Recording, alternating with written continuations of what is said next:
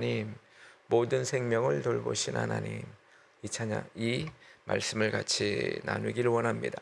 오늘 우리가 두 곡의 찬양을 통해서 오늘의 이 말씀과 굉장히 매치된다는 것을 알게 되는데요. 그렇습니다. 우리 하나님은 창조주십니다. 이 창조주이심에도 불구하고, 그렇죠? 하나님은 오늘도 일하고 계시다는 거죠. 이 창조하신 것만 해도 대단하신데 오늘도 일하고 계시다는 것. 오늘도 이 아침에 여러분이 새벽 공기가 차가운데도 불구하고 이 자리에 나오신 여러분들, 오늘 주님이 함께 하심을 믿으시기 바랍니다. 참, 하나님은 저와 여러분이 밤에 주무실 때 또 하나님은 일하고 계시죠.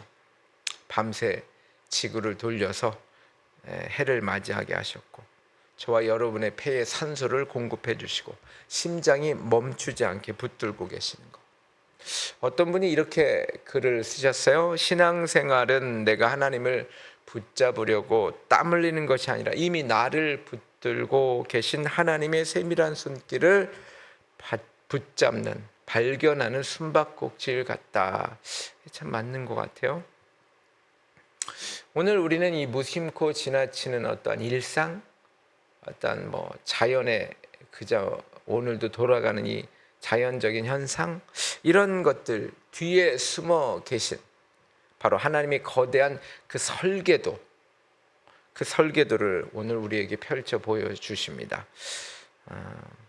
비록 피곤하고 좀 지친 몸으로 오셨지만 오늘 아침에도 저와 여러분들에게 공기를 주시고 또한 이렇게 아름다운 이 자연을 주시는, 또한 아침에 식탁을 차려주시는 그 하나님의 그 세밀하시고 다정하신 오늘 그 하나님의 손길을 오늘 만나시길 부탁드립니다. 첫 번째는요, 낮은 곳에 목마름을 잊지 아니하시는 세심한 공급입니다.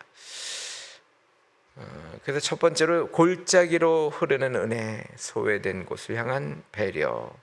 오늘 10절하고 11절 보시면 이렇게 돼 있어요. 여호와께서 샘을 골짜기에서 솟아나게 하시고 산 사이에 흐르게 하사, 11절은 각종 들 짐승에게 마시게 하시니 들나귀들도 해가라며. 오늘 10절은요, 샘을 골짜기에서 솟아나게 하신다고 그러거든요. 여러분, 물의 본성을 우리가 잘 알죠.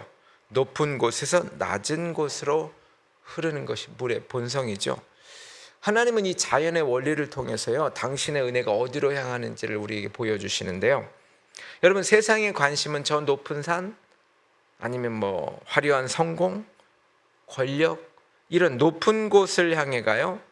그러나 하나님의 샘물은요, 바로 이렇게 소외되고 버려진 저 산 사이의 골짜기, 그곳으로 향해 굽이굽이 흘러간다는 거죠. 오늘 그래서 11절에 보면 들짐승과 들나귀가 나오지 않습니까? 이것은 주인 없는 마치 그런 들짐승들이에요. 돌보니 하나도 없어요. 가축이 아니잖아요. 아마 그들은 목말라 쓰러질 수도 있죠. 그렇지만 하나님께서 아무도 모르는 그 산 골짜기에 생명수를 준비해 두셨다는 거죠. 이것은 우리가 그냥 우연히 그렇게 됐다 이런 것이 아니라 하나님은 가장 낮은 곳의 생명도 결코 포기하지 않으시는 하나님의 세밀한 관심이요 추적이라는 것이죠. 여러분 기억하십니까? 아브라함의 집에 쫓겨서 이 광야에 뜨거운 태양 아래로 내몰렸던, 그래서 자포자기 했던 하갈을 기억하십니까? 그 사례가 그를 내쫓았죠. 이 아이를 살릴 길이 없어서 그는 지금 방황합니다. 그래서 막 방성대곡하고 있었죠. 그녀의 곁에 하나님이 나타나십니다. 그래서 그녀의 눈을 밝혀주시고 숨겨진 샘물, 낮은 곳으로 흐르게 하셨던 그 샘물을 발견하게 하죠. 그래서 이 하갈이 그 샘물의 이름을 나를 살피시는 하나님, 이렇게 이름을 지었다고 그러죠. 부엘라헤로이, 이렇게 지었다고 그랬어요. 그래서 하나님은요, 가장 깊은 절망의 골짜기에서 터져 나오는 그 울음을 가장 먼저 들으셨어요. 그리고 나서 그 발치에 생명의 물줄기를 대어 주시는 분이 우리 하나님이십니다. 이 거대한 샘의 물은요, 권력자들이 이 결정해서 이렇게 모아놓죠. 결정에 따라서 흐르기도 하고 맞기도 하지만 여러분, 저 산속의 샘물은요, 오늘도 하나님의 결정에 의해서 목마른 짐승에게 닿는다는 거죠. 여러분, 그래서 우리 인생의 갈증을 해소하는 길은요, 세상의 성공이 아닙니다. 하나님이 주시는, 하나님이 직접 빵 터뜨려 주시는 영혼의 샘물임을 우리는 기억해야 될 줄 믿습니다. 이 자연이 그렇다면 우리 인생도 그렇다는 거죠. 또한 오늘 생명의 노래가 깃드는 만족의 누각을 오늘 우리에게 보여주시는데요, 12절 13절에 공중의 새들도 그 가에서 깃들이며 나뭇가지 사이에서 지저귀는도다. 그가 그의 누각에서부터 산에 물을 부어주시니 주께서 하시는 일의 결실이 땅을 만족시켜 주는도다. 오늘 이 12절은요, 하나님의 샘물이 흐르는 곳에는요, 단순히 목을 축이는 것만 있는 것이 아니라 거기에는요, 하나님이 그 새들을 오게 하셔서 거기에서 지저귀게 하시죠. 우리는 이 지저긴다, 그래서 이 한국말로는 새가 운다 이렇게 표현하지만 사실 미국은 노래한다 그러잖아요. 노래하는 것입니다. 그래서 우리에게 생존의 물만 주시는 것이 아니라 거기에서 생명의 노래가 있게 하는 거죠. 그 생명을 가진 것들이 노래가 있게 하는, 참 얼마나 아름답습니까? 그렇죠? 그리고 오늘 13절에 보니까 이 누각이 나와요. 누각은 하나님의 바로 이 보좌, 하늘 보좌를 상징하고 있습니다. 하나님은 높은 곳에 계세요. 그렇지만 거기에 머물러 계시지 않고요, 친히 산의 물을 그 누각으로부터 부어 주신다라고 하는 거죠. 이 붓다라는 말은 그저 그냥 이렇게 뭐 쫄쫄쫄 뭐 이렇게 붓는 것이 아니라 이것은 마치 폭포수와 같이 아낌없이 그냥 그렇게 붓는 것을 말해요. 그래서 모세가 이 바위를 쳤을 때 물이 그냥 쫄쫄쫄 흐린 것이 아니라 그 엄청난 수백만의 사람들에게 물을 먹일 수 있을 정도의 펑펑 쏟아졌듯이 그렇게 붓다라는 것입니다. 그 결과로 인해서 어떻게 된다고 그랬어요? 그 땅이 쫄쫄쫄 흐르면 만족할 수 없잖아요. 오늘 말씀해 보니까 결실이 땅을 만족시켜주는, 하나님이 만족시켜주는 이 사바라는 만족. 우리는 이 대박이다 그런 표현을 쓰는데 이 사바가 그런 말일 것 같아요. 사바다, 대박이다. 바로 이 배불러서 더 이상 뭐 이렇게 바랄 것이 없는 상태, 엄청난 상태를 바로 이 사바라는 말을 표현해 쓰는데요, 바로 이 만족을 주신다는 거예요. 하나님은 그냥 쫄쫄쫄 이렇게 뭐 인색하게 주시는 분이 아니라 이렇게 넘치도록 주신다라는 것이죠. 그래서 이 존 스토트의 말이 기억이 돼요. 하나님 우리에게 무언가를 요구하기 전에 먼저 모든 것을 만족시켜 주시도록 주신다는 거죠.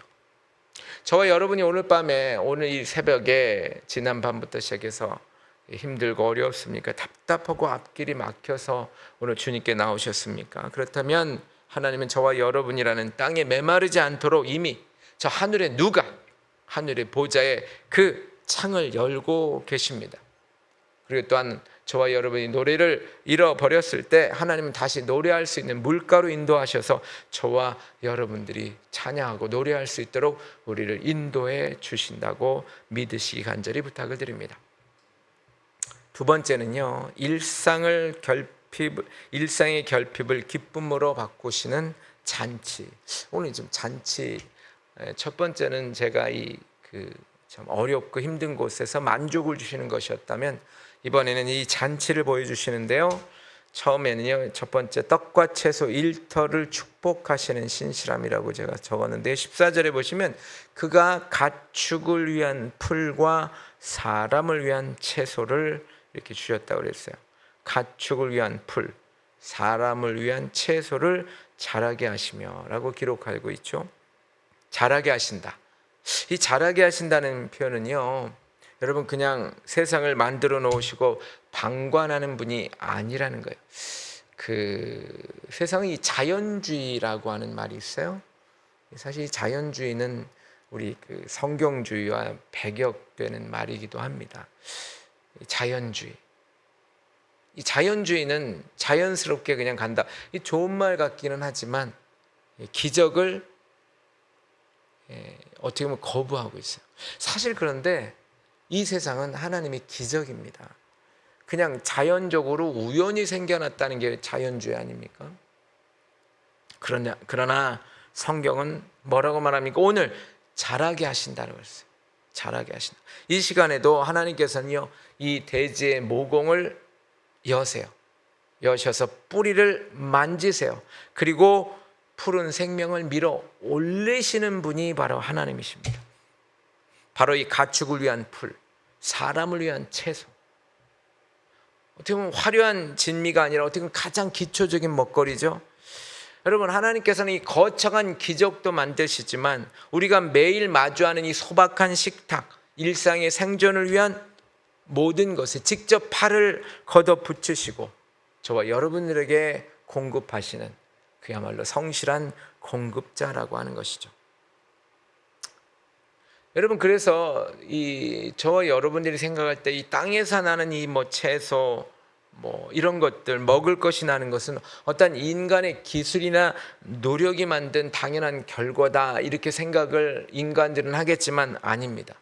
하나님께서 신실한 그 신실함으로 태양도 주시고 물도 주시고 이렇지 않으면 이것은 일어날 수 없는 하나의 기적입니다. 그래서 농부들은 하늘을 의지합니다. 그것이 아니면 다 말라서 죽거나 한파에 다 얼어 죽거나. 그래서 이 매일의 기적이라는 것을 우리는 기억해야 될 줄 믿습니다. 마태복음 6장 26절을 우리가 잘 알고 있죠. 공중의 새를 보라, 심지도 않고 거두지도 않고 창고에 모아들이지도 아니하되 너희 하늘 아버지께서 기르시나니 너희는 이것들을 보냐 귀하지 않으냐. 이스라엘 백성들이 광야에 있을 때요, 그들은 농사를 지을 수도 없었지 않습니까? 그렇다고 가축을 풍성히 기를 수 있는 그러한 곳에 있지도 않았어요. 그런데 하나님께서는 그들에게 만나를 주시고요, 메추라기를 주셨어요. 하나님은 아무것도 없는 빈들에서 당신의 백성들이 굶는 것을 용서치 않았어요. 굶기지 않으셨어요. 그 만나는 이스라엘의 어떤 실력이 아니었어요. 오직 하나님께서 약속으로 주어주신 귀한 만나였죠. 자, 두 번째는요, 얼굴을 윤탁하게 하시는 배려의 하나님인데 이 축제가 나와요. 15절 18절에 보시면 15절 보세요. 사람의 마음을 기쁘게 하는 포도주와 사람의 얼굴을 윤택하는 기름과 사람의 마음을 힘있게 하는 양식을 주셨도다. 여호와의 나무에는 물이 흡족하며 그가 심으신 레바논 백향목이로다. 새들이 그 속에서 깃들이며 학은 잣나무로 집을 삼는도다. 높은 산들은 산양을 위하며 바위는 너구의 피난처로라. 여러분, 이 하나님의 공급이 얼마나 입체적으로 있는지 지금 우리에게 보여주고 있지 않습니까? 오늘 15절 보시면 사람의 마음을 기쁘게 하는 양식이란 떡이잖아요. 떡. 우리는 우리말은 밥이잖아요. 밥을 주시죠. 또한 마음을 기쁘게 하는 포도주, 사람의 얼굴을 윤택하는 기름. 여러분, 하나님께서는 이렇게 저와 여러분 육신의 양식뿐만 아니라 마음을 기쁘게 하는 포도주도 주셨다는 거죠. 그렇다고 그냥 포도주를 마음껏 하라는 그러는 것은 아니라 당시 포도주는 귀했어요. 그리고 이 물이 석회질이 많아서 이 포도주를 식사와 함께 했던 것입니다. 이 포도주를 먹고 마음을 기쁘게 하죠. 여기 기름이 나오는데 이 기름은 원래 손님이 오면 기름을 발라주시고요, 이 축제를 의미합니다. 기쁨을 얘기합니다. 그래서 이 귀한 손님을 맞이할 때 쓰던 이 기름까지도, 그렇죠. 하나님은요, 저와 여러분에게 겨우 굶지 않는 어떠한 인상으로 살려고 하는 게 아니라 이렇게 삶의 윤기가 흐르고, 이 기름은 윤기를 말하잖아요. 또한 기쁨이 넘치는 이 포도주는 기쁨을 말하는 거예요. 그리고 먹을 양식도 배부르게 하시고, 이런 그런 인생이 되기를 원하시는 것이죠. 그리고 하나님께서는 오늘 보니까 여호와의 나무에는 물이, 16절부터 쭉 보시면 하나님의 통치를 노래하는데요. 여러분, 사람이 물을 주지 않는 저 멀리 있는 백향목에도 하나님이 그들을 키우세요. 우리가 거기에 물을 주지 않지 않습니까? 그렇죠? 그런데도 하나님이 이 흡족이 자라게 하시고요. 그리고 저 높은 산양에 우리가 가서 뭐를 줄 거예요? 아니지 않습니까? 저 바위 속에 있는 너구리까지 그들은 피난처를 얻을 수 있었어요. 그러니까 하나님께서는 이 모든 것들, 저 산 속에 있는 레바논, 저 산 꼭대기에 있는 산양까지, 저 바위 속에 있는 너구리까지 그들의 집도 만들어 주시고 물도 주시고, 하나님의 그 세밀한 하나님의 그 놀라운 손길을 볼 수가 있는 것이죠. 왜 그래요? 왜? 하나님이 그들을 사랑하시니까 그러죠. 마치 부모가 아이를 사랑하면 그냥 먹을 것만 줘요. 예쁜 옷도 입히고 머리도 빗겨주시고, 먹을 중간중간에 간식도 챙겨주고. 왜 그래요? 왜? 하나님이 사랑하니, 우리 인간을 사랑하는데 부모가 그 아이를 사랑하니까 그런 것 아닙니까? 저와 여러분, 이것에서 우리가 알 수 있는 것은 저와 여러분의 생계뿐만 아니라 저와 여러분, 우리의 마음도, 우리의 표정, 우리의 여러 가지 기분까지도 하나님은 돌보기를 원하신다는 것이죠. 그래서 이런 말이 있어요. 하나님은 우리에게 필요한 것만 주시는 분이 아니라 우리가 즐거워할 것까지 더 물어얹어 주시는 풍성한 분이다. 여러분, 우리 하나님은요, 우리가 즐기기를 원하세요. 즐기는 것, 즐거운 것. 예, 우리가 삶의 무게에 짓눌려서 우리 얼굴이 어두워졌습니까? 그렇지만 하나님은 저와 여러분 얼굴에 윤기가 흐르기를 원하십니다. 기름을 발라줘서 윤택하길 원하십니다. 그래서 하나님은요, 우리가 억지로 버티는 자가 아니라 삶을 즐거워하는 자가 되기를 원하신다는 것, 우리는 기억하시면서 하나님이 주시는 풍성함을 오늘도 기대하시고 기도하시길 바랍니다. 세 번째는요, 밤과 낮을 다스리는 완벽한 시간. 결국 모든 것을 하나님이 다스린다는 거예요. 오늘 어둠조차 하나님의 통치 아래 있습니다. 오늘 19절에서 21절 보시면, 여호와께서 달로 절기를 정하시며 해는 그지는 때를 알도다. 주께서 흑암을 지어 밤이 되게 하시고 산림의 모든 짐승들이 기어나오도다. 이 그림을 보는 것 같아요. 젊은 사자들은 그들의 먹이를 요차 부르짖으며 그들의 먹이를 하나님께 구하다가, 이렇게 되어 있죠. 하나님은 달로 절기를 정한다고 그랬어요. 해에게는 지는 때를 가르치셨다고 오늘 말해요. 이건 기계적으로 돌아가는 것이 아니라 사실은 하나님의 세밀한 명령이 있음을 의미합니다. 이 자연주의가 아니에요. 이건 하나님이 계속해서 오늘도 일하신다는 거예요. 오늘 20절에 아까 우리가 읽었지만, 주께서 흑암을 지어 밤이 되게 하신 밤. 여러분, 밤은 원래 있던 거 아닌가 이렇게 생각하지만, 여러분, 어둠은 빛이 없어서 생겨난 우연한 어떠한 스페이스가 아니에요. 여러분, 밤도 하나님이 직접 지으신 창조의 한 부분이죠. 흑암을 지어라고 되어 있잖아요. 주께서 흑암을 지어.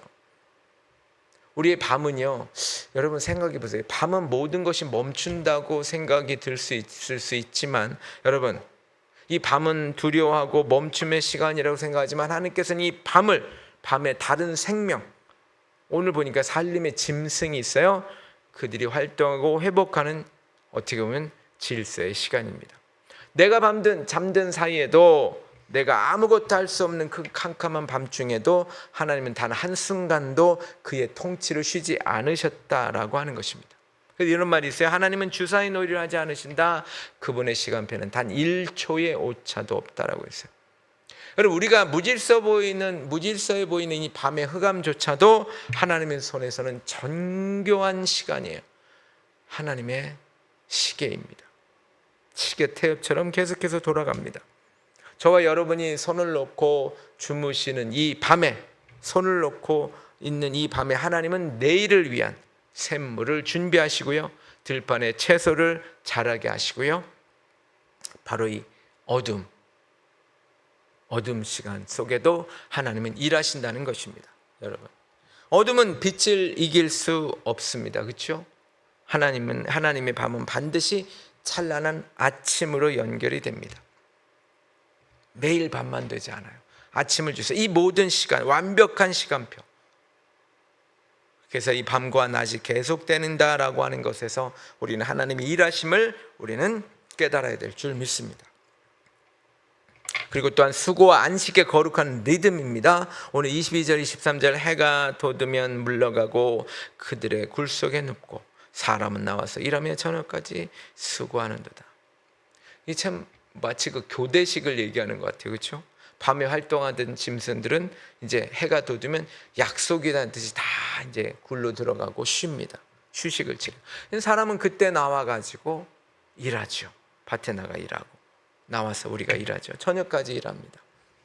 이게 자연 현상일까요? 하나님이 이렇게 정하셨어요. 하나님이 이것을 질서로 우리를 만드셨다는 것이죠. 낮과 밤, 일과 쉼, 이런 경계를 정하셨어요. 인간이 일하러 나가는 장면, 인간이 일하러 어쩔 수 없이 일한다. 여러분, 마치 일하는 것이 그 뭐 저주의 그 선악을 알게 하는 나무를 땀 모금으로 인하여서 땀 흘리는 어떠한 그것이었다. 여러분, 우리는 그 저주였다 생각하는데 그렇지 않습니다. 그 일이 있기 전에 아담은 여러분 일을 했어요. 정원직이었어요. 하나님이 만드신 것을 아름답게 가꾸는 그런 정원직이었다고요. 여러분, 이 일한다는 것은 축복입니다.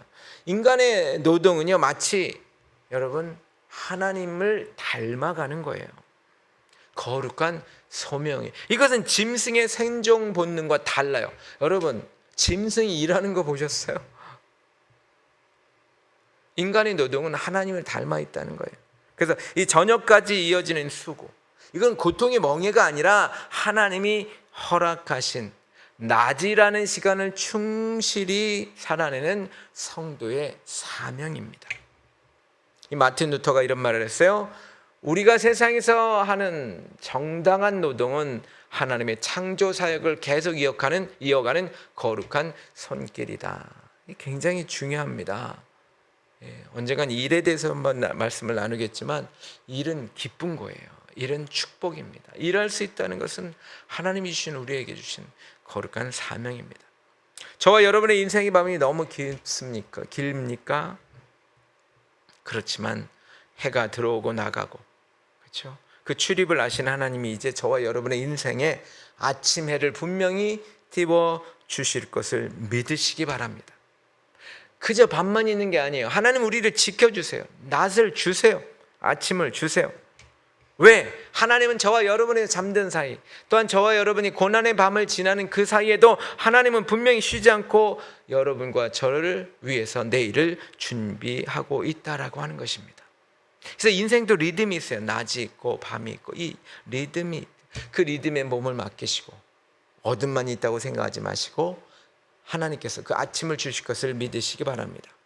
오늘도 세 가지, 오늘도 하루 하나님을 기대하시면서 세 가지를 생각해 보십시오. 여러분들, 하나님이 나의 필요를 미리 알고 역사하십니다. 여러분, 샘물을 골짜기로 보내듯이 하나님은 내가 필요한 순간에 적절한 은혜를 공급하십니다. 또한 나의 무너진 마음을 어루만져 주시죠. 단순히 살게 하시는 것을 넘어서 아까 기름, 그렇죠? 또한 포도주, 이 마음을 즐겁게 하고요, 나의 얼굴을 윤택하게 하시고 우리에게 위로를 주시는 것이죠. 또한 나의 모든 시간을 책임지고 계십니다. 밤이 깊을수록 아침은 가까워집니다. 지금의 어둠이 실패가 아니라 하나님의 질서 안에 있는 쉼과 새로운 시작을 준비하는 과정임을 우리는 알아야 될 줄 믿습니다. 이 광대한 우주를 오늘도 돌보시는 하나님, 바로 이 나 한 사람을 위해서 온 마음을 쏟고 계심을 믿으시기 바랍니다. 하나님은 나를 축복해 주십니다. 저와 여러분은 하나님의 상속자입니다. 상속자답게 당당하게 오늘 그 일터에서, 여러분의 삶의 자리에서 여러분 주님을 바라보시면서 오늘도 힘차게 나가시기를 간절히 축원을 드립니다. 기도하죠. 사랑의 하나님, 이 새벽 만물을 입히시고 먹이시는 주님의 세밀한 손길을 말씀을 통해서 발견하게 하심을 감사합니다. 하나님, 그동안 혹시 내 힘으로 내 셈을 팔려고 했던 것은 아닙니까? 내 노력으로만 살아가려고 했던 그 압박감이 있었던 것은 아닙니까? 하나님, 그러나 오늘 말씀을 통해서 우리가 잠든 사이에서도 주님은 해와 달을 운행하시며 낮은 골짜기에까지 은혜의 샘물을 흐르게 하셨음을 깨닫습니다. 이 시간 간절히 기도합니다. 인생의 깊은 골짜기에 혹시 있는 성도들을 주여 붙들어 주시옵소서. 혹시 아무도 나를 모른다라고 눈물 짓는 그 자리, 그러나 주님이 예비하신 생명의 샘물이 그곳으로 흘러갈 수 있도록 은혜를 더하여 주시옵소서. 결핍의 무게 때문에 얼굴이 어두워진 우리 성도들에게 마음의 기쁨이 되는 포도주와 또한 은혜와 위로의 그 기름을 부어주셔서 오늘 하루도 주님과 함께하는 귀한 하루가 되게 하여 주옵소서. 하나님, 이제 우리가 일터와 삶의 자리로 나아갑니다. 하나님, 우리가 하는 일, 노동, 이것이 하나님이 주신 귀한 것임을 깨닫고 기쁨으로 일할 수 있도록, 기쁨으로 맞이할 수 있도록 주님이 축복하여 주옵소서. 그래서 오늘 우리가 만나는 사람들에게 기쁨을 나눠줄 수 있는, 웃음을 나눠주고 위로를 주고 아버지께서 주시는 말씀을 가지고 그들에게 복음을 전하는 우리 모두가 되게 하여 주시옵소서. 예수님의 이름으로 기도합나이다. 아멘. 하늘에게